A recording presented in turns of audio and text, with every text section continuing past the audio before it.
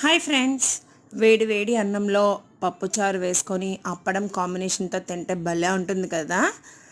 మరి ఇంకెందుకు లేటు, పప్పుచారుని నా స్టైల్లో నేను ఎలా అయితే చేస్తానో ఆ రెసిపీ మీతో షేర్ చేసుకుంటాను. ఒక బౌల్లోకి ఒక స్పూన్ కందిపప్పు, ఒక స్పూన్ శనగపప్పు, అలాగే ఒక స్పూన్ పెసరపప్పు, ఒక స్పూన్ ఎర్రకందిపప్పును వేసుకొని ఒక 2-3 టైమ్స్ బాగా వాష్ చేసి ఒక గంట పాటు నానబెట్టుకోవాలి.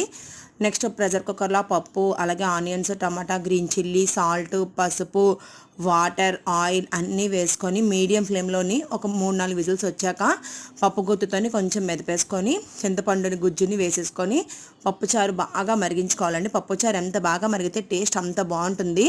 మరుగుతున్నప్పుడే మనం ఒక 2 spoons home made sambar powder, అలాగే కొత్తిమీర లేదా కరివేపాకు ఏదో ఒకటి వేసి పప్పుచారు బాగా మరిగించుకోవాలి. తాలింపు రెడీ చేసుకుంటున్నాను. పప్పుచారు తాలింపులో ఉల్లిపాయలు ఉంటే సూపర్గా ఉంటుంది. తాలింపు వేసాక స్టవ్ ఆఫ్ చేసుకుంటే మనకి పప్పుచారు రెడీ అయిపోతుంది. ఈ వీడియో కనుక మీకు నచ్చితే లైక్ అండ్ సబ్స్క్రైబ్.